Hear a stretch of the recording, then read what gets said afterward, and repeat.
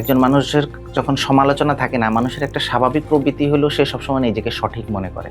অহংকার এবং আত্মসম্মান দুটা শব্দ খুব কাছাকাছি। আল্লাহর চাদর ধরে যে টানাটানি করবে সে জাহান্নামী হবে। নিজেকে নির্ভুল মনে করাটাই হচ্ছে মানুষের জীবনের সবচেয়ে বড় ভুল।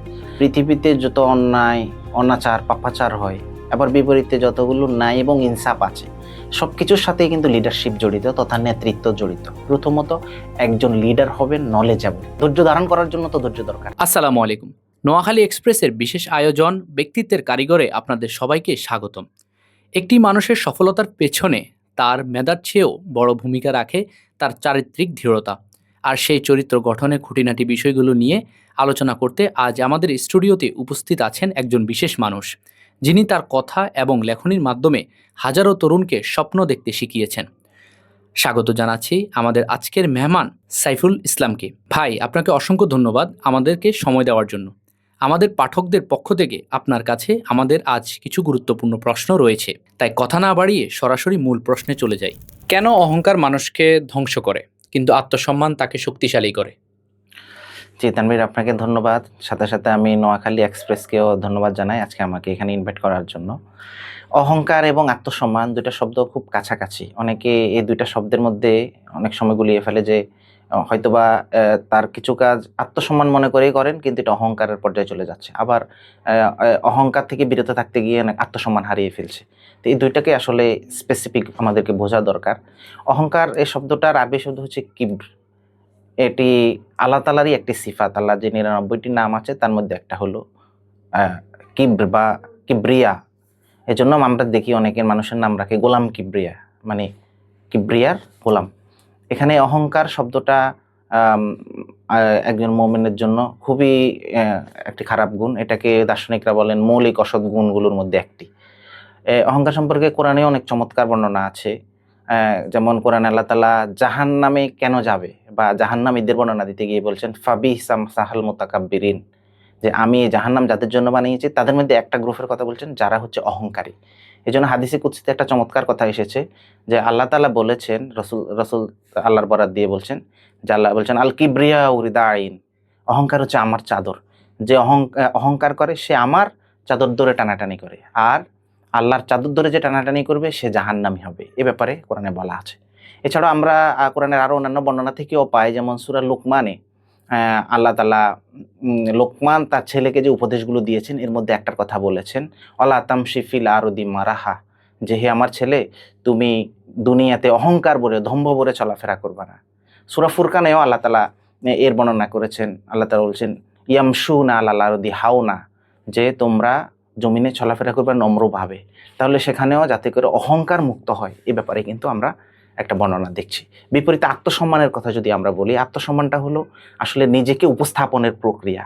একজন মানুষ সে অহংকার বোধ থেকে নয়, বরঞ্চ তার নিয়াত ঠিক রেখে সে নিজেকে এক্সপ্রেস করবে আরেকজনের কাছে সে আসলে কেমন, তার আসলে অ্যাটিটিউড, তার কথাবার্তা, তার আচার আচরণ, তার বিহেভিয়ার, এটি প্রথম দর্শনে একজন মানুষ তাকে বুঝতে পারবে, তাকে মাপতে পারবে। এইরকম বিহেভিয়ারটাকেই আমরা আত্মসম্মান বলছি।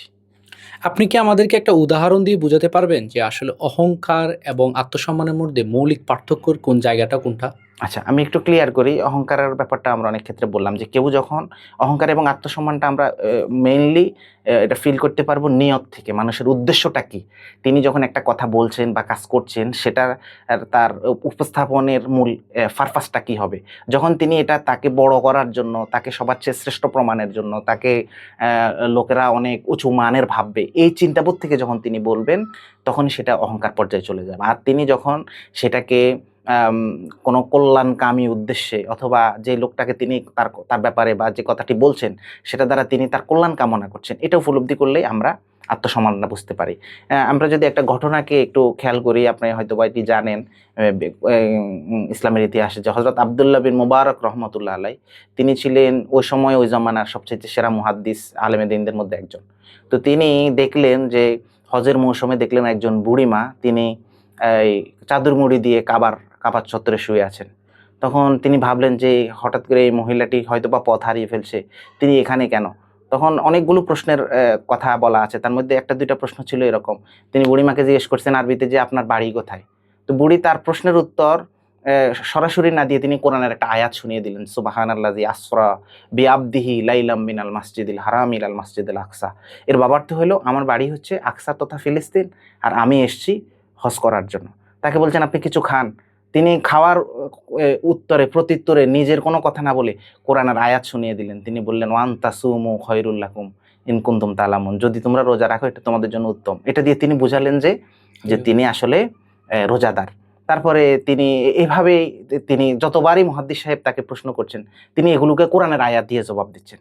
এবং তিনি কেন এরকম জবাব দিচ্ছেন এটা যখন মুহাদ্দিস সাহেব তাকে জিজ্ঞেস করলেন, তখন তিনি কোরআনের আরো একটা আয়াত শুনিয়ে বললেন, মা ইয়ানফিজু মিন কাউলিন ইল্লা লাদাইহি রাকিবুন আতিদ, যে মানুষ এমন কোনো কথা বলে না যেটা আল্লাহ লিপিবদ্ধ করেন না। সেজন্যই তিনি যা বলছেন কোরআন থেকে বলছেন। দেখেন, এটা একটু যদি খেয়াল করেন, এটা আমাদের কাছে অহংকার বোধ মনে হবে না, কারণ এটা থেকে তিনি সওয়াবের উদ্দেশ্যেই করছেন এবং তিনি এটাই বোঝাতে চাচ্ছেন যে আল্লাহ যে আমার কথাগুলো রেকর্ড করবেন, সে রেকর্ড কথাগুলো যদি কোরআন দিয়ে হয় তাহলে নিশ্চয়ই এটা আল্লাহর কাছে বেশি গ্রহণযোগ্য হবে। এই যে তার চিন্তাবোধ বা উদ্দেশ্যের কারণে এটা কিন্তু তার আত্মসম্মানের সাথে সংশ্লিষ্ট হয়ে যাচ্ছে। আবার বিপরীতে যখন তিনি তার কেউ একজন যদি তার নিজেকে বড় প্রমাণের জন্য ওই কাজটাই করেন, তখন সেটা কিন্তু অহংকার বোধ হয়ে যাচ্ছে। বুঝতে পারছি ভাইয়া। অন্য মানুষের মাঝে অহংকার খোঁজা এটা কি আদৌ উচিত? মানে আমরা কি তাকে দেখব যে আসলে সে কি আসলে অহংকার করছে, নাকি সে তার আত্মসম্মানের জায়গাটা এক্সপ্রেস করছে? এভাবে কি আমাদের খোঁজা উচিত? এটা আসলে খোঁজার দরকার হবে না।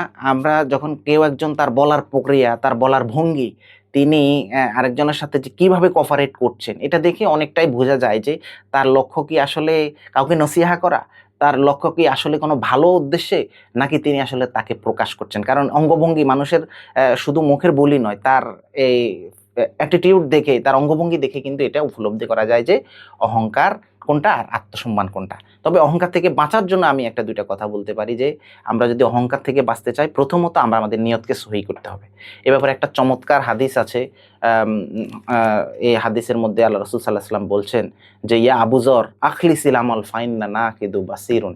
আবু যর রাদিয়াল্লাহু তাআলাকে আল্লাহ রাসূল বলছেন যে তুমি তোমার আমলগুলোকে ইখলাসের পানি দিয়ে ধুয়ে ফেলো, মানে তোমার আমলগুলোকে তুমি ইখলাসের সাথে করো। তো কেউ যদি তার কাজগুলোকে, সামগ্রিক জীবনটাকে ইখলাসের সাথে করে, তাহলে সেটি অহংকার মুক্ত থাকতে পারবে। আরেকটার কথা বিভিন্ন গবেষকরা বলছেন এরকম যে তিনি যদি মহৎ মানুষের প্রতি দৃষ্টি দান দেন, যে মহৎ ব্যক্তিরা তাদের জীবনটা কিভাবে গঠন করেছেন, তাহলে তিনি অহংকার মুক্ত থাকতে পারবেন।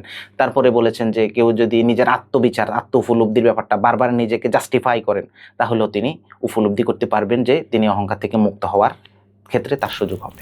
কেন সমালোচনা থেকে শিখতে না পারলে মানুষ উন্নতি করতে পারে না? কিভাবে বুঝবো কোনটা ভালো সমালোচনা এবং কোন সমালোচনা আমাকে অ্যাভয়েড করতে হবে? সমালোচনা আসলে মানুষকে সঠিক পথে পরিচালিত করে। একজন মানুষের যখন সমালোচনা থাকে না, মানুষের একটা স্বাভাবিক প্রবৃত্তি হলো সে সবসময় নিজেকে সঠিক মনে করে। আর এই সঠিক মনে করার কারণে যদি তার সমালোচনা না হয়, তখন তিনি তার ওই খারাপ দিকটিকেই ভালো মনে করে আজীবন করতে থাকবেন। এতে করে তিনি ত্রুটিমুক্ত হতে পারবেন না। সেজন্যই সমালোচনাও মানুষের জীবনে অত্যন্ত গুরুত্বপূর্ণ। কবিতায় আমরা অনেক আগেই শুনেছি, আপনারাই হয়তো পেয়েছেন, নিন্দুকেরে ভাসি আমি সবার চেয়ে ভালো, দুই নয়নের যুগ জনমের বন্ধু আমার আধার ঘরের আলো, সবাই মোরে ছাড়তে পারে বন্ধু যারা আছে, নিন্দুক সে ছায়ার মতো থাকে পাশে পাশে। কবি বলছেন যে আমি সবচেয়ে ভালোবাসি নিন্দুককে, যে আমার নিন্দা করে, কারণ তার নিন্দার কারণেই আমি আমাকে পরিবর্তন করতে পারি, আমি আমাকে সঠিক পথে রাখার জন্য আমি অবশ্যই সচেষ্ট হই।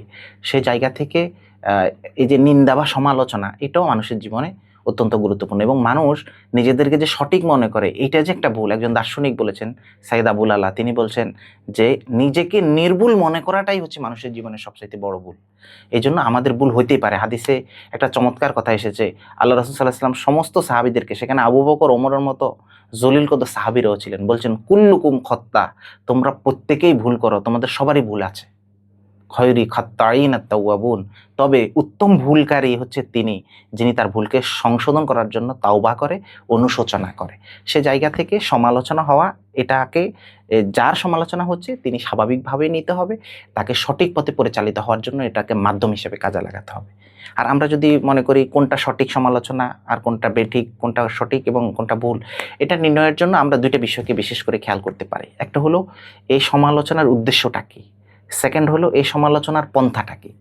যেমন উদ্দেশ্যের ক্ষেত্রে এই উদ্দেশ্যটা কি, আমি যার সমালোচনা করছি তাকে হেয় করা, এটা যদি উদ্দেশ্য হয় তাহলে এটা সঠিক সমালোচনা নয়। আমার কি সমালোচনার উদ্দেশ্য তাকে সংস্কার করা? যদি সংস্কার করার উদ্দেশ্য হয় তাহলে এটা সঠিক সমালোচনা। আমার এই সমালোচনা করার উদ্দেশ্য কি আমি ওই ব্যক্তির কল্যাণ কামনা করা? যদি কল্যাণ কামনা হয় এটা সঠিক সমালোচনা। আর যদি কল্যাণ কামনা না করি সেটা সঠিক সমালোচনা হবে না। সেকেন্ড, আমি যে বলছি যে এটার পন্থা কি হবে, এই পন্থাটাকেও আমাদেরকে খেয়াল করতে হবে সমালোচনার ক্ষেত্রে। যেমন আমরা যদি কারো সমালোচনা করতে চাই, প্রথমেই এখন তো একটা প্রক্রিয়া বের হয়েছে, এই সময়ে সবাই সবার আগে ফেসবুকে স্ট্যাটাস দেয়। তো এটা সমালোচনার সঠিক পন্থা নয়। সমালোচনার সঠিক পন্থা সম্পর্কে বিভিন্ন বইয়ে লেখালেখি আছে। তার মধ্যে বলা হয়েছে যে সমালোচনার জন্য প্রথমে সংশ্লিষ্ট ব্যক্তিকে এককভাবে বলতে হবে।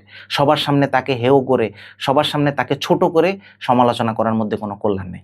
তাকে সংশ্লিষ্ট ব্যক্তিকে একেবারে ব্যক্তিগতভাবে একান্ত একাকিত্বে যদি তাকে আমরা সমালোচনা তার ভুলগুলো ধরিয়ে দিতে পারি, এটা তার জন্য কল্যাণ কামনার অংশ হবে। তার সমালোচনাটা করে তাকে যদি সঠিক পথে পরিচালিত করতে হয়, এর পন্থা হলো আমরা ওই সংশ্লিষ্ট ব্যক্তির যে ঊর্ধ্বতন অভিভাবক আছে বা তার দায়িত্বশীল আছে তাকে আমরা যদি বলি, তাহলে তিনি এই সমালোচনা থেকে হয়তোবা তিনি শিক্ষা নিয়ে তিনি নিজেকে পরিবর্তন করতে পারবেন। সেখানে হলো এই সমালোচনাটা যাতে যৌক্তিক হয়, সমালোচনা এটাকে যাতে আমরা অনেক সামান্য জিনিসকে অনেক বড় করে না বলি, বা আমরা তাকে অতিরঞ্জিত করে তার সমালোচনা যাতে না করি। যতটুকু আমরা দেখেছি, যতটুকু আমি দেখেছি, যতটুকু আমি তার ব্যাপারে আমার ধারণা আছে ঠিক ততটুকুই আমাদেরকে বলতে হবে। অতিরিক্ত ধারণা করে এটাকে আরো বাড়িয়ে বলার কোনো সুযোগ নেই। আপনি জানেন হয়তোবা কোরআনে সূরা হুজরাত নাজিলের প্রেক্ষাপটের মধ্যে একটা ঘটনা আছে এরকম, যে সেখানে ঘটনার কথা বলা হয়েছে যে একজন সাহাবী তাকে যাকাত আদায়ের জন্য আল্লাহ রাসূল পাঠিয়েছিলেন, আর তিনি দূর থেকে দেখেছেন একদল মানুষ দাঁড়িয়ে আছে, তার সাথে অতীতে এই গোষ্ঠীর একটা শত্রুতা থাকার কারণে তিনি তাদের কাছে না গিয়েই ফিরে এসেছেন আর বলছেন যে ইয়া রাসূলুল্লাহ, তারা তো জাকাত দেয়নি, বরঞ্চ আমাকে আক্রমণের জন্য তারা অপেক্ষা করছে। আসলে তারা জাকাত দেওয়ার জন্য অপেক্ষা করছে। এই যে ধারণা করে, এই জন্য কোরআনে তখন আয়াত নাজিল হয়ে বলছেন যে তোমরা অতিরিক্ত ধারণা থেকে দূরে থাকো, ইন্না বাদাজ জন্নি ইসমুন, নিশ্চয়ই অধিক ধারণাই হচ্ছে গুনাহ। এই যে ধারণা করে যদি আমরা কারো সমালোচনা করি অথবা বাড়িয়ে বলি, তখন কিন্তু এটা সমালোচনার সঠিক পন্থা হবে না, এটি সঠিক সমালোচনাও হবে না। এরপরে হচ্ছে আমরা যদি এই সমালোচনার ক্ষেত্রে আমরা যখন তার সমালোচনা করব, তখন এই সংশ্লিষ্ট বিষয়টা যখন বলবো তখনই আমরা মনে রাখবো, এরপরে তার ব্যাপারে এই ধারণাটাকে আর আমরা মনের মধ্যে রাখবো না। যদি রাখি তাহলে এটি সঠিক সমালোচনা হবে না। আমরা তার সমালোচনা করছি তার পরিবর্তনের জন্য, তাকে আমরা সঠিক পথে পরিচালিত করার জন্য, তার কল্যাণ কামনার জন্য। যদি আজীবন আমার মনের মধ্যে থাকে যে এই লোকটার মধ্যে তো ওই ভুলটা আমি একবার দেখেছিলাম, আমি তাকে বলেছি, এই কথাটা যখন বারবার আমার মনের মধ্যে থাকবে, তখন পারস্পরিক কিন্তু একটা দূরত্ব তৈরি হবে। একটা আধ্যাত্মিক ব্যাপার হচ্ছে এই, যে আমরা যখন কারো ব্যাপারে ধারণা করি, কারো ব্যাপারে খারাপ জানি, আমরা অনেক সময় মনে করি হয়তো সে জানে না, কিন্তু একটা আধ্যাত্মিকতা আছে যে আল্লাহ তার মনের মধ্যে ওইরকম একটা বিদ্বেষ আমার প্রতিও কিন্তু তৈরি করে দেন। অর্থাৎ আমি যাকে দেখতে পারি না, অটোমেটিক্যালি তার মনের মধ্যেও আমার প্রতি একটা অনাস্থা, আমার প্রতি একটা বিরক্তি তার মধ্যে কিন্তু তৈরি হবে। আবার বিপরীতে আমি যদি অজানা সত্ত্বেও কাউকে ভালোবাসি, কাউকে পছন্দ করি, তার হৃদয়ের মধ্যেও আল্লাহ তাআলা এরকম একটা ভালোবাসা আমার জন্য সৃষ্টি করে দিবেন। সুতরাং সেই জায়গা থেকে আমরা সঠিক সমালোচনা করতে পারলে এটি ব্যক্তি নিজে উপকৃত হবেন, যিনি সমালোচনা করছেন তিনিও যদি কল্যাণ কামনা করেন তিনিও এর সওয়াবের ভাগীদার হবেন। কেউ যদি আমার সমালোচনা করে, তখন আমি কিভাবে নিশ্চিত হব বা আমি কিভাবে বুঝবো যে এই সমালোচনাটা আমার জন্য সঠিক এবং এই সমালোচনাটা আমার জন্য সঠিক না, বা এই সমালোচনা আমাকে শুধুমাত্র বিদ্বেষ করার জন্য করা হয়েছে? আচ্ছা, আমরা কেউ যখন আমাদের সমালোচনা করবে, সমালোচনা যার করা হবে তারও কিছু করণীয় ব্যাপারেও বলা আছে, যে তিনি সমালোচনাটাকে ধৈর্য সহকারে শুনবেন এবং এটা যদি তার মধ্যে ভুল থাকে তিনি অবশ্যই সেটাকে স্বীকার করে তার কাছে দোয়া কামনা করবেন এই সমালোচনা, এই কাজটা থেকে, ওই দুর্বলতা থেকে বেরিয়ে আসার জন্য। আর যদি এটা অযৌক্তিক হয়, এটা যদি মিথ্যা হয়, সত্য না হয়, তাহলে তার দায়িত্ব হলো সেটাও সুন্দর ভাষা দিয়ে ওই সংশ্লিষ্ট ব্যক্তিকে এই ভুল ধারণা দূর করা। এটাই হলো তার দায়িত্ব। কেউ সমালোচনা করলেই তাকে আমরা নেগেটিভলি নেওয়ার কোনো সুযোগ নেই, তাকে আমরা খারাপ ভাবার কোনো সুযোগ নেই, তার সাথে আজীবনের একটা তিক্ততা তৈরি করার কোনো সুযোগ নেই। বরঞ্চ আমাদের দায়িত্ব হলো কেউ যখন আমার সমালোচনা করবে সেইটাকে আমরা পজিটিভলি গ্রহণ করে, যদি আমার মধ্যে সে দুর্বলতা থাকে সেটাকে গ্রহণ করে, সেটাকে স্বীকার করে তার কাছে দোয়া কামনা করতে হবে যাতে সেখান থেকে বেরিয়ে আসা যায়, এবং নীতিগতভাবে সিদ্ধান্ত নিতে হবে ওই সমালোচনার ওই দিকটা দুর্বল হওয়ার কারণে, আমার মধ্যে সে দুর্বলতা থাকার কারণে আমি সেখান থেকে বেরিয়ে আসবো, এই ধরনের চিন্তা করতে হবে। আর যদি ভুল হয় তাহলেও তাকে সুন্দর পন্থায় সঠিক যৌক্তিক অভিযোগ আমরা খণ্ডন করতে পারি। এবার আমাদের প্রশ্ন টাইম ম্যানেজমেন্ট নিয়ে। টাইম ম্যানেজমেন্ট একজনের লাইফে কেন গুরুত্বপূর্ণ? একজন মানুষ যদি সে ভালোভাবে টাইম ম্যানেজমেন্ট না করে, তাহলে কেন সে তার জীবন থেকে পিছিয়ে যায়? আজকে থেকে যদি আমাকে টাইম ম্যানেজমেন্ট করতে হয়, তাহলে আসলে কিভাবে করতে হবে? আপনি আমাদেরকে একটু স্টেপ বাই স্টেপ গাইডলাইন দেন। টাইম ম্যানেজমেন্ট বা সময় ব্যবস্থাপনা বলার আগে আমি একটু সময় নিয়ে বলি। সময় হচ্ছে আল্লাহ তাআলার একটা অপরূপ সৃষ্টি। আমরা জানি, হয়তো বা আপনিও জানেন, যে সময়টা হচ্ছে পৃথিবীর জন্য, পৃথিবীর জগতের জন্য আসলে সময়ের হিসাব। আর গোটা মহাজগতের হিসাবটা কিন্তু ঘন্টা মিনিট সেকেন্ডে হয় না, সেখানে হয় আলোর গতিতে। আমরা জানি আলো যেভাবে চলে 1 সেকেন্ডে কতটুকু। এই জন্য মহাবিশ্বের, পৃথিবী ছাড়া সকল জায়গায় হচ্ছে মহাবিশ্বের সময়ের হিসাব হচ্ছে আলোর গতিতে। তো এই সময়, এটা আমাদের জীবনে অত্যন্ত গুরুত্বপূর্ণ। আমরা খুব অল্প সময় নিয়ে পৃথিবীতে এসেছি। বিশেষভাবে উম্মতে মুহাম্মদী, যারা মোহাম্মদ সাল্লাল্লাহু আলাইহি ওয়াসাল্লামের উম্মত, তাদের জীবন খুবই কম। আল্লাহ রাসূল হাদিসের মধ্যে বলেছেন যে উমারা উম্মতি সিত্তিনা ইলা সাবঈন, যে আমার উম্মতের বয়স হচ্ছে 60 থেকে 70-এর মাঝামাঝি। যেখানে অন্যান্য নবীর উম্মতেরা 1000 বছর বেঁচে থাকতেন, সেখানে উম্মতে মুহাম্মদীর বয়স খুবই কম। এ ব্যাপারে আল্লামা ইকবালের একটা চমৎকার শের আছে। তিনি বলছেন যে জিন্দেগি ইনসানও কি একদম কে সাওয়া কুছ ভি নেহি, যে মানুষের জীবনটা এটা আসলে একটা নিঃশ্বাস ছাড়া আর কিছু না। তাহলে এই ছোট্ট জীবন, যে জীবনটাকে ওই যে ফার্সিবিসি শেলি তিনি উল্লেখ করেছেন, time is the preserver, time is the destroyer. সময়টা হলে এরকম যে এই সময় পারে মানুষকে আজীবন স্মরণ করানোর জন্য তৈরি করে দিতে, আবার এই সময় পারে মানুষকে ধ্বংস করে দিতে। তো সে সময়টাকে আসলে কিভাবে কাজে লাগালো, এর আলোকে বোঝা যাবে যে তার সময় তাকে মনে রাখবে কিনা, সময় তাকে স্মরণ করবে কিনা, না সময় তাকে গোটা ইতিহাস থেকে মুছে ফেলবে। এটা সময় আমাদেরকে ঠিক করে দেয়। তো আমরা যে নির্ধারিত অল্প সময় পাচ্ছি, সেই সময়টাকে যথাযথ কাজে লাগানো এটা অত্যন্ত গুরুত্বপূর্ণ। শেক্সপিয়ার তার ম্যাকবেথ কাব্যের মধ্যে বলেছেন যে all our yesterdays have blighted the fools way of just a death. তিনি বলছেন আমরা যদি আমাদের সময়গুলোকে কাজে না লাগাতে পারি, তাহলে আমাদের প্রত্যেকটা আগামীকালই গতকাল হয়ে আমাকে একটা নির্ধারিত দিকে ইশারা করবে, সেটা হলো মৃত্যু। তো আমরা এভাবেই আমাদের সময়টা শেষ হয়ে যাবে, কিন্তু আমরা আমাদের যে সফলতা এটা আমরা পাবো না। তো সেজন্য সময় ম্যানেজমেন্ট, মানে টাইম ম্যানেজমেন্ট, এটা অত্যন্ত গুরুত্বপূর্ণ। আল্লাহ তাআলা ও সময়ের কথা বারবার স্মরণ করিয়ে দিয়ে মানুষকে বলছেন ফাইজা যা আজালুহুম লা ইস্তাখিরুনা সাআতাও ওয়া লা ইস্তাকদিমুন, যে মানুষেরা একটা একটা তোমরা তোমাদের যদি সময়কে কাজে না লাগাতে পারো, তাহলে এমন একটা সময়, নির্ধারিত সময় তোমাদের মধ্যে এসে যাবে, তথা মৃত্যু, তখন তোমাদেরকে আর অবকাশ দেওয়া হবে না। অর্থাৎ তুমি যে সময়কে কাজে লাগাতে পারো নাই, এজন্য তুমি আর আল্লাহর কাছে সুযোগ চাইলেও ফায়াকুলা রব্বি লাউলা আখারতানি ইলা আজালিন করিব, সে বলবে আফসোস, আমার সময়টা তো পার হয়ে গেল, আমি আল্লাহর কাছে আরেকটু সময় কামনা করি, আল্লাহ আমাকে একটু সময় দেন। এই সুযোগ তাকে দেওয়া হবে না। এই জন্য আল্লাহ বলছেন ইকতারাবা লিন-নাসি হিসাবুহুম ওহুম ফি গফলাতিন মুরিদুন, যে মানুষ তো একটা একটা দিন করে মৃত্যুর দিকে এসে এগিয়ে যাচ্ছে তার সময়কে অতিবাহিত করে, অথচ সে এ ব্যাপারে বেখবর। এই জন্য একজন মুমিনের জীবনে, একজন আদর্শ মানুষের জীবনে সময় ব্যবস্থাপনা তথা টাইম ম্যানেজমেন্ট এটা অত্যন্ত গুরুত্বপূর্ণ। তো আমরা এই টাইম ম্যানেজমেন্ট আসলে কিভাবে করতে পারি? আমার পরামর্শ হলো প্রথমে আমাদের একটা যথাযথ পরিকল্পনা থাকা দরকার। সেই পরিকল্পনা হবে অগ্রাধিকার ভিত্তিতে। অর্থাৎ আমার জীবনে অনেক কাজ, মানুষের জীবনটা আসলে কাজের সমষ্টি। তো সেজন্য সে কাজগুলোকে সে অগ্রাধিকার ঠিক করবে।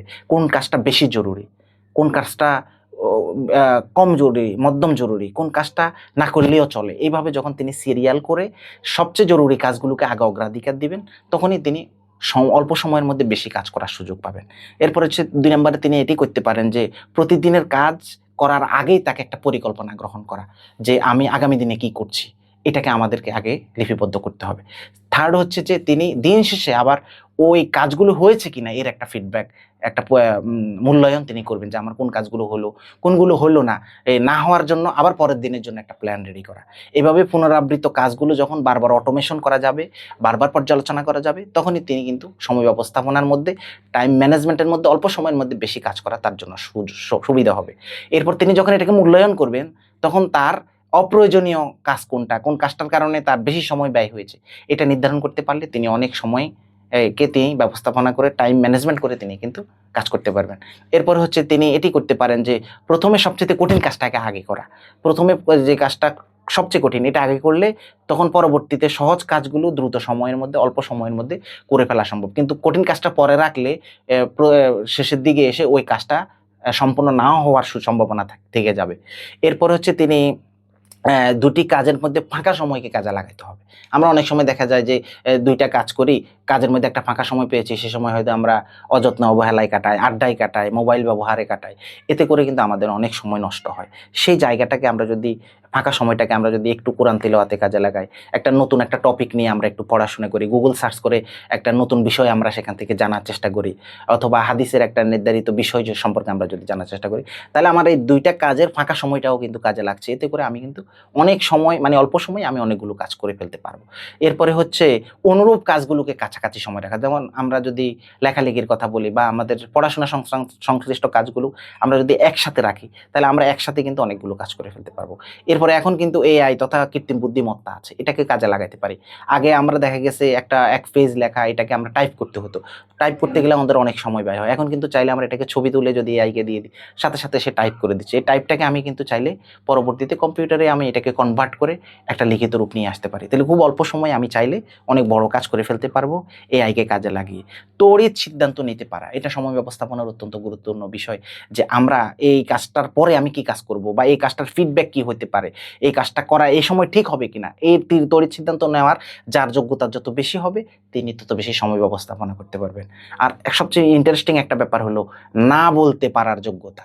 এটা সময় ব্যবস্থাপনার জন্য অত্যন্ত গুরুত্বপূর্ণ।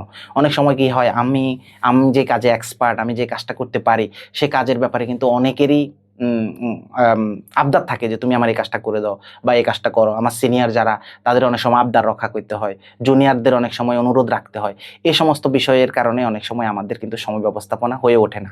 এই জন্য আমরা অনেক কিছু ক্ষেত্রে না বলতেও শিখতে হবে। তাতে করে আমি আমার স্বার্থ মানে সংশ্লিষ্ট কাজগুলো আমি আমার পরিকল্পনা অনুসারে আমার সময় ব্যবস্থাপনাটা হবে। আর সর্বশেষ আমি বলবো, বিলম্বে কাজ করা পরিহার করতে হবে। যে আমি এই কাজটা পরে করব, এ পরে করতে গেলে আমার কিন্তু আজকের নির্ধারিত শিডিউল আমি ব্রেক করলাম, এতে করে আমার সময়টা নষ্ট হলো। আমার মনে হয় এই কতগুলো বিষয় যদি আমরা খেয়াল করতে পারি, তাহলে সময় ব্যবস্থাপনাটা আমাদের জন্য সহজ হবে এবং আমরা টাইম ম্যানেজমেন্টের মধ্যে আমাদের জীবনটাকে পরিচালিত করতে পারবো। কেন ভালো লিডার হওয়া আজকের যুগে জরুরি? আপনি আপনার লাইফের সবচেয়ে বেস্ট টাইমটা বাংলাদেশের one of the prestigious student অর্গানাইজেশনের লিডারশিপে ছিলেন। আমাদেরকে কি একটু বলবেন যে লিডারশিপের আসলে সংজ্ঞা কী? এবং আমি যদি একজন বেস্ট লিডার বা একজন গ্রেট লিডার হতে চাই, আজকে থেকে আমি কি প্র্যাকটিস করতে হবে যেন আমি আগামী ১ থেকে ২ বছরের মধ্যে সেরা একজন লিডার হতে পারি? জি, ধন্যবাদ। লিডারশিপ এটি অত্যন্ত গুরুত্বপূর্ণ একটা সমাজ এবং রাষ্ট্রের জন্য। একটা সমাজ এবং রাষ্ট্রকে আ একটা আদর্শিক জায়গায় নিয়ে যেতে, একটা প্রত্যাশিত জায়গায় নিয়ে যেতে লিডারশিপ অত্যন্ত গুরুত্বপূর্ণ। এই ব্যাপারে বেশিরভাগ দার্শনিকরাই একমত যে পৃথিবীতে যত অন্যায়, অনাচার, পাপাচার হয়, আবার বিপরীতে যতগুলো ন্যায় এবং ইনসাফ আছে, সবকিছুর সাথেই কিন্তু লিডারশিপ জড়িত তথা নেতৃত্ব জড়িত। নেতৃত্ব সৎ হলে, নেতৃত্ব যদি ভালো আদর্শিক হয়, নেতৃত্ব যদি আইডিওলজি মেনে হয়, তখন সেই নেতৃত্বের কারণে সেই সমাজ বা রাষ্ট্রে যদি অসৎ ব্যক্তিরাও থাকে, তারা সৎ হতে বাধ্য হয়। বিপরীতে নেতৃত্ব যখন অসৎ হয়, করাপ্টেড হয়, নেতৃত্ব যখন দুর্নীতিবাজ হয়, তখন সেই নেতৃত্বের কারণে সেখানে সৎ লোকেরাও সৎভাবে চলতে পারে না, তাদেরকে অসৎ হতে বাধ্য হতে হয়। সেই জায়গা থেকে একটা ভালো লিডারশিপ এটা অত্যন্ত গুরুত্বপূর্ণ একটা রাষ্ট্র এবং সমাজের জন্য। আমরা যদি পৃথিবীর ইতিহাস দেখি, তাহলে দেখব ওই সমস্ত রাষ্ট্রগুলো খুব অল্প সময়ের মধ্যে পরিবর্তন হতে সক্ষম হয়েছে, যারা একটা ভালো লিডারশিপ পেয়েছে। আমরা উদাহরণ হিসেবে মালয়েশিয়ার কথা বলতে পারি। মালয়েশিয়া একটা অনুন্নত রাষ্ট্রের মধ্যে অন্তর্ভুক্ত ছিল। শুধুমাত্র মাছ বিক্রি করে তারা চলতো। অথচ এই রাষ্ট্রটা খুব অল্প সময়ের মধ্যে একজন লিডার দ্বারা পরিবর্তন হয়ে গেছে, যার নাম মাহাথির মোহাম্মদ। এবং তাকে এই আধুনিক মালয়েশিয়া তৈরিতে তাকে কিন্তু অগ্রনায়ক ধরা হয় এবং তিনি কিন্তু এই রাষ্ট্রটাকে চেঞ্জ করেছেন। তুরস্কের কথা যদি আমরা বলি, তুরস্কের একজন রিসেপ তাইয়িপ এরদোগান, তিনি কিন্তু এই রাষ্ট্রটাকে পরিবর্তন করতে সক্ষম হয়েছেন। এর আগে ইউরোপের রুগ্ন পুরুষ বলা হতো তুরস্ককে, অথচ তুরস্ক এখন পৃথিবীতে একটা প্রভাবশালী রাষ্ট্রগুলোর মধ্যে একটি। তো এই জন্য আমরা খুব হলফ করেই বলতে পারি যে নেতৃত্ব এটা একটা রাষ্ট্র সমাজের জন্য অত্যন্ত গুরুত্বপূর্ণ। আমরা ভালো লিডারশিপ হওয়ার জন্য, আমরা ভালো লিডার হওয়ার জন্য কতিপয় বিষয়গুলোকে ব্যক্তিগতভাবে আগে চর্চা বাড়াতে হবে। সেইগুলোকেই আমি একটু হাইলাইট করতে চাই। প্রথমত, একজন লিডার হবেন নলেজেবল। তিনি যদি সঠিক জ্ঞান সম্পন্ন হন, তিনি যদি আদর্শিক জ্ঞান সম্পন্ন হন, তিনি যদি জ্ঞানের ক্ষেত্রে শ্রেষ্ঠ হন, তখনই তিনি একজন ভালো লিডার হতে পারবেন। এ ব্যাপারে মাওলানা মওদুদির একটা কোটেশন আছে। তিনি বলছেন, নলেজ অলওয়েজ লিডস। এই পৃথিবীটা সবসময় নেতৃত্ব দেয় জ্ঞানীরা। সুতরাং জ্ঞানের ক্ষেত্রে যে যত বেশি এগিয়ে, আমরা জানি পৃথিবীতে ইহুদিদের সংখ্যা, জায়নিস্টদের সংখ্যা মাত্র 1 কোটি, অথচ গোটা পৃথিবীকে তারা কিন্তু প্রায় বেশিরভাগ জায়গায় তারা নেতৃত্ব দিচ্ছে, কারণ জ্ঞানের ক্ষেত্রে তারা সেরা, জ্ঞানের ক্ষেত্রে তারা শ্রেষ্ঠ। এই জন্য বলা হয় নেতৃত্বের চোখ হচ্ছে জ্ঞান। জ্ঞানকে বলা হয় I of the leaders. Blind can not lead. একজন অন্ধ কখন আসলে নেতৃত্ব দিতে পারে না। একজন অন্ধকে যদি বলা হয় যে তুমি এই বাড়ির এই এলাকার সকল মানুষকে আলো দিয়ে আসো, প্রদীপ দিয়ে আসো, এখানে অন্ধকারে মানুষ হাতড়াচ্ছে, তাদেরকে আলো দিয়ে আসো, এই লোকটি যত মানুষের কাছে আলো দিতে যাবে এর চেয়ে বেশি বাড়িঘর পোড়াবে, কারণ তার চোখ নেই।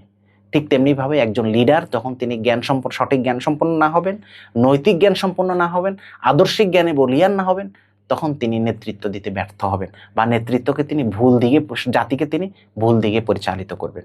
সেকেন্ড যে কথাটি আমি বলবো, যে একজন ভালো নেতা হওয়ার জন্য ক্যারেক্টারের প্রতি গুরুত্ব দেওয়া অত্যন্ত গুরুত্বপূর্ণ। যিনি ক্যারেক্টারের ক্ষেত্রে সেরা, যিনি ক্যারেক্টারের ক্ষেত্রে নৈতিক গুণাবলী সম্পন্ন, যার চরিত্র সবার কাছে আকর্ষণীয়, তিনিই কিন্তু নেতৃত্বের জন্য সবচাইতে যোগ্য বিবেচিত। এই জন্য মার্টিন লুথার কিং এর একটা কথা আছে যে I have a dream when my next generation will come, they can just by colour of skin but content of the character. তিনি বলছেন, তিনি বর্ণবাদ বিরোধী নেতা ছিলেন, তিনি বলছেন আমি স্বপ্ন দেখি এরকম একটা প্রজন্মের, যে এরকম একটা প্রজন্ম পৃথিবীতে আসবে যাদেরকে বিবেচনা করা হবে না যে তারা কে সাদা কে কালো, কিন্তু একটা জিনিস দিয়ে বিবেচনা করা হবে, কন্টেন্ট অফ দ্য ক্যারেক্টার, কে চরিত্রের দিক থেকে ভালো। এ ব্যাপারে রাসূল সাল্লাল্লাহু আলাইহি ওয়াসাল্লামও বলেছেন, ইন্নী খিয়ারিকুম আহসানুকুম আখলাক, তোমাদের মধ্যে সর্বোত্তম ব্যক্তি তো সেই যে তার চরিত্রের ক্ষেত্রে ভালো। এই জন্য একজন ভালো লিডার হওয়ার জন্য নিজের চরিত্রকে সংশোধন করে, চরিত্রকে ভালো করা, সবার কাছে আকর্ষণীয় করা, এটা অত্যন্ত গুরুত্বপূর্ণ। থার্ড আমি বলবো যে একজন লিডার তিনি হইতে হবেন ক্যাপাবল, যোগ্যতা সম্পন্ন। তিনি যোগ্যতার ক্ষেত্রে সেই যোগ্যতাটা জ্ঞানের যোগ্যতা হইতে পারে, সেই যোগ্যতাটা অভিজ্ঞতার যোগ্যতা হইতে পারে, সেই যোগ্যতাটা আধ্যাত্মিক যোগ্যতা হইতে পারে, স্পিরিচুয়াল হইতে পারে। এই সবগুলোর সমন্বয়ে তিনি যতটা যোগ্যতা সম্পন্ন হবেন, তিনি তত ভালো লিডার হবেন, তিনি জাতিকে তত ভালো লিড দিতে পারবেন। এই জন্য যোগ্যতাকে, ক্যাপাবিলিটিকে বলা হয়, capability is the weapon of the leaders. একজন লিডার, যোদ্ধার হাতের অস্ত্র যেমনি গুরুত্বপূর্ণ, একজন লিডারের কাছে ক্যাপাবিলিটি তথা যোগ্যতাও ঠিক তেমনিভাবে গুরুত্বপূর্ণ। যোগ্যতা না থাকলে তিনি নেতৃত্ব দিতে ব্যর্থ হবেন। 4 নম্বর আমি যেটি বলবো সেটা হলো যে একজন লিডার হবেন সাহসী, কার্য সম্পন্ন। তিনি সাহসের কাছে তার এই লিডিংটা সঠিকভাবে প্রকাশিত হবে। তিনি যত বেশি সাহস তার হৃদয়ে সঞ্চারিত করতে পারবেন, তিনি তার জাতিকে তত বেশি সাহসিক তৈরি করতে পারবেন, তখনই তিনি কিন্তু ভালো লিডার হিসেবে তৈরি হতে পারবেন। এই জন্য ওই যে কবি বলেন, সাহসের সাথে কিছু স্বপ্ন জড়াও, তারপর পথ চলো নির্ভয়, আধারের ভাঁজ কেটে আসবে বিজয়, সূর্যের লগ্ন সে নিশ্চয়। কবি মতিউর রহমান মল্লিক বলছেন যে সাহসের সাথে যখন স্বপ্নটা একসাথে হয় তখনই বিজয় আসে। এই জন্য ওই যে নজরুলের কথাটা, যে দুলিতেছে তরি ফুলিতেছে জল, ভুলিতেছে মাঝি পথ, ছিড়িয়াছে পাল, কে করিবে হাল, কার আছে সেই হিম্মত, কে আছো জোয়ান, হও আগুয়ান, হাঁকিছে ভবিষ্যৎ, এ তুফান ভারী, দিতে হবে পাড়ি, নিতে হবে তরি পার। সেখানে তিনি বলছেন যে সাহসী সম্পন্ন একদল যুবকই পারে এই পৃথিবীকে পরিবর্তন করে দিতে। সুতরাং সাহস সম্পন্ন লিডাররাই এই লিডিং দিতে, সাহসী সম্পন্ন ব্যক্তিরাই ভালো লিডার হওয়া তাদের পক্ষে সম্ভব। এই জন্য এই সাহসকে বলা হয় courage is the head of the leader. একটা নেতৃত্বের মাথা হচ্ছে সাহস। আমরা জানি যে ওমর রাদিয়াল্লাহু তাআলা যখন ইসলাম গ্রহণ করেছেন তখনই কিন্তু ইসলাম বেশি সম্প্রসারিত হয়েছে, লোকেদের কাছে পৌঁছেছে, কারণ তিনি ছিলেন সেরকম সাহসী, সাহস সম্পন্ন। ঠিক একইভাবে আমরা যদি মুতার যুদ্ধের ঘটনাটাকে খেয়াল করি তাহলে আমরা দেখব যে মুতার যুদ্ধে যে 3 জন সেনাপতির নাম রাসূল সাল্লাল্লাহু আলাইহি সাল্লাম ঘোষণা করেছেন, তারা প্রত্যেকেই জানতো যে অন্যান্য যুদ্ধে একজন সেনাপতি ঘোষণা করা হয়, কিন্তু এই যুদ্ধে 3 জন সেনাপতি আব্দুল্লাহ বিন রাওয়াহা, জাফর বিন আবু তালেব এবং যায়েদ ইবনে হারেসা রাদিয়াল্লাহু তাআলা আনহু, তাদেরকে এই ঘোষণার মাধ্যমে তারা উপলব্ধি করতে পেরেছেন যে তারা আসলে জীবিত ফিরবে না, তারা ওই যুদ্ধে শহীদ হবেন। কিন্তু সাহস তাদেরকে ন্যূনতম কুণ্ঠাবোধ না করে, ন্যূনতম তাদের হৃদয়ের মধ্যে যে ভয় ভীতি সঞ্চার না করে তারা কিন্তু সাহসের সাথে যুদ্ধে বীরত্বের সাথে মৃত্যু পর্যন্ত তারা লড়াই করেছেন। এই জন্য এইরকম নেতৃত্ব সম্পন্ন ব্যক্তিরা যখন, লিডাররা যখন জাতিকে নেতৃত্ব দিবেন তখনই জাতি সঠিক পথে পরিচালিত হবে। 5 নম্বরে আমি বলবো যে একজন ভালো লিডার হওয়ার জন্য বিশ্বাসী হওয়া অত্যন্ত জরুরি। তিনি যাতে ট্রাস্টেবল হয়, সবার কাছে আস্থার জায়গা হন। তিনি তার মতাদর্শ নিয়ে, তার কার্যক্রম নিয়ে লোকদের মধ্যে যদি মতপার্থক্য থাকেও তার তার বিশ্বাস নিয়ে, তার প্রতি আস্থা নিয়ে কারো কোনো কথা থাকবে না। আমরা জানি যে আল্লাহ রাসূল সাল্লাল্লাহু আলাইহি ওয়াসাল্লাম যখন নেতৃত্ব দিয়েছেন মক্কায় কিন্তু তিনি ছিলেন আলামিন, মক্কায় তিনি ছিলেন আস-সাদিক। এই লোকটা একটা মিথ্যা কথা বলেন না, এই লোকটা সবচেয়ে বেশি আমানতদার। হয়তোবা রাসূল সাল্লাল্লাহু আলাইহি ওয়াসাল্লামের এই দাওয়াত সবাই কবুল করে নাই, কিন্তু তার প্রতি বিশ্বাসের জায়গাটা কারো কোনো মত পার্থক্য ছিল না, সবাই এই ব্যাপারে একমত ছিলেন। এই জন্য আমি মনে করি একজন ভালো লিডার হইতে তাকে ট্রাস্টেবল হওয়া উচিত। ৬ নম্বর আমি যেটি বলবো যে একজন ভালো লিডার হওয়ার জন্য জাস্টিস করা, ইনসাফকার হওয়া এটা অত্যন্ত গুরুত্বপূর্ণ। আমরা জানি যিনি যত গুরুত্বপূর্ণ দায়িত্বে আছেন তার তত বেশি বেইনসাফি করার, ইনজাস্টিস করার সুযোগ থেকে যাবে। এজন্য আমরা জানি ২৪-এর বিপ্লবের একটা গুরুত্বপূর্ণ স্লোগান ছিল উই ওয়ান্ট জাস্টিস। এই যে জাস্টিস পাওয়ার একটা আকাঙ্ক্ষা এই যুব সমাজের, এটা একজন লিডারকে কিন্তু পূরণ করতে হবে। সেজন্য আমার পরামর্শ থাকবে যে যিনি যত বেশি ইনসাফকার, জাস্টিস হবেন, ইনজাস্টিস হবেন না, তখনই তিনি ভালো একজন লিডার হতে পারবেন। এরপরে আমি বলবো যে তিনি হবেন ফ্রেন্ডলি অ্যান্ড ফরগিভিং, তিনি হবেন সবার সাথে বন্ধুত্ব সুলভ এবং তিনি হবেন ক্ষমাশীল। এই ক্ষমাশীল হওয়াটা এবং বন্ধুত্ব সুলভ হওয়াটাই তাকে অনন্য নেতৃত্বে নিয়ে যাবে। আমরা জানি রাসূল সাল্লাল্লাহু আলাইহি ওয়াসাল্লামকে আল্লাহ তাআলা ঘোষণা দিয়ে বলছেন ফাবিমা রাহমাতিম মিনাল্লাহি লিনতা লাহুম ওয়ালাউ কুনতা ফাদ্দান গালিযাল কলব। হে রাসূল, আপনি যদি রহমদিল না হতেন, আপনি যদি এরকম ফরগিভিং এবং ফ্রেন্ডলি না হতেন, তাহলে এত লোক আপনার আশেপাশে আসতো না। এজন্য এই ফ্রেন্ডলি হলে লোকেরা বেশি তার কাছে, ওই লিডারের কাছে কিন্তু ভিড়ে, এবং যত বেশি ক্ষমাশীল হয়, আল্লাহ তাআলা এ ব্যাপারেও কোরআনে বলছেন যে আল্লাযিনা ইনফিকুনা ফিস সাররাই ওয়াদ দাররাই ওয়াল কাযিবিনাল গাইজ ওয়াল আফিনা আনিন নাস আল্লাহু ইউহিব্বুল মুহসিনিন। এখানে যে কতগুলো গুণের কথা বলছেন, তৃতীয় গুণটার কথা বলছেন, যারা মানুষকে ক্ষমা করতে পারে এই লোকরাই হলো মুহসিন। তো সুতরাং সেই জায়গাটা খেয়াল করতে হবে। আর সর্বশেষ আমি যেটি বলবো, একজন লিডার হওয়ার জন্য ধৈর্যশীল হওয়া এটা অত্যন্ত গুরুত্বপূর্ণ। ধৈর্যের জায়গায় যখন তিনি চরম পরাকাষ্ঠা প্রদর্শন করতে পারবেন, তখনই তিনি একজন ভালো লিডার হতে পারবেন বলে আমি মনে করি। ভাই, আমাদের কাছে আপনার সর্বশেষ প্রশ্ন। আমার কাছে এমন একটা সিচুয়েশন আসলো, এই সিচুয়েশনে আমি হয় অ্যাকশন নিতে পারি অথবা আমি ধৈর্য ধরতে পারি। আমি আসলে কিভাবে বুঝবো যে ওই সিচুয়েশনে আমাকে হয় অ্যাকশন নিতে হবে না হয় ধৈর্য ধরতে হবে? জি, আমি সর্বশেষ ধৈর্যের কথাই বলছিলাম। তো ধৈর্য এটা অত্যন্ত গুরুত্বপূর্ণ একটা গুণ মানব জীবনেরই, বিশেষ করে একজন লিডারের জন্য এটি অত্যন্ত গুরুত্বপূর্ণ। ধৈর্যই মূলত সাফল্যের চাবিকাঠি, এবং ধৈর্যকে বলা হয় যেকোনো সফলতার দাহ্য পদার্থের মতো। দাহ্য পদার্থ যখন কোথাও দেওয়া হয় তখন স্বাভাবিকভাবে সেটা ওই ওই অনলটা আরো বেশি সম্প্রসারিত হয়।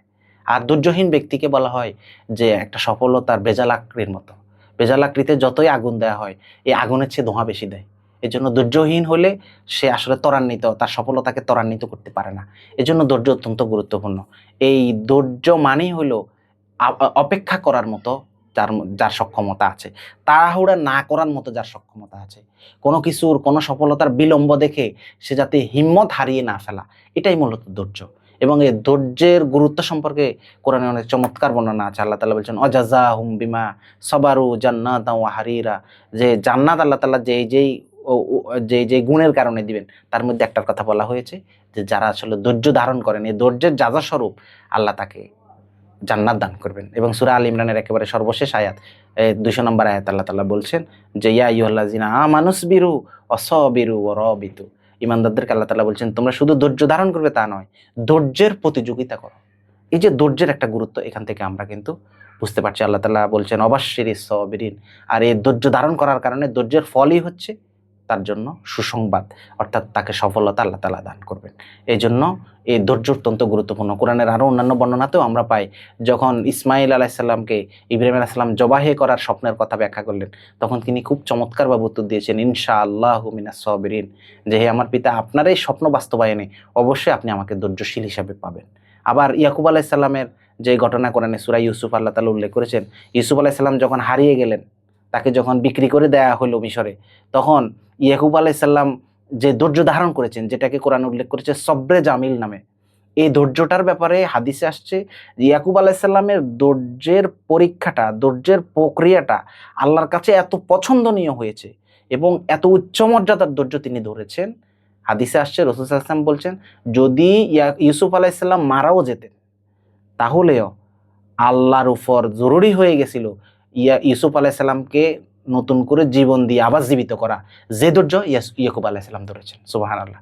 সুতরাং এই জায়গাগুলো থেকে আমরা বুঝতে পারি যে আমরা ধৈর্যশীল হতে পারলে আমাদের জীবনটা সফল হবে। বিশেষভাবে আমরা যত বড় কাজ, যত বড় সাফল্যের প্রত্যাশা আমাদের থাকবে, তত বেশি ধৈর্য ধারণ আমাদেরকে করতে হবে। এই ধৈর্য কোন ক্ষেত্রে করব এটার কোনো ব্যাখ্যা নাই। ধৈর্য সব সময় ধারণ করার মতো একটা মানসিকতা আমাদের থাকতে হবে। অনেকে বলেন যে তার ধৈর্য ধারণ করতে গিয়েও বলেন যে আল্লাহ আমাকে ধৈর্য দেন, এখনই দেন। তো এখনই যদি যেটা দিব, ধৈর্য ধারণ করার জন্য তো ধৈর্য দরকার, ধৈর্য পাওয়ার জন্য তো ধৈর্য দরকার। সেই জন্য যে কোনো কাজেই ধৈর্যশীল হতে হবে। ধৈর্যের কোনো সীমারেখা নাই। যেখানে সীমা শেষ সেটা ধৈর্য নয়, আর যেখানে সীমা আছে, যেখানে সীমা আছে সেটা ধৈর্য নয়। আর যে ধৈর্য ধারণ করতে হলে সীমাহীনভাবে নিজেকে অপেক্ষা করার মতো মানসিকতায় নিয়ে যেতে হবে। আপনাকে অসংখ্য ধন্যবাদ আমাদেরকে আজকে সময় দেওয়ার জন্য।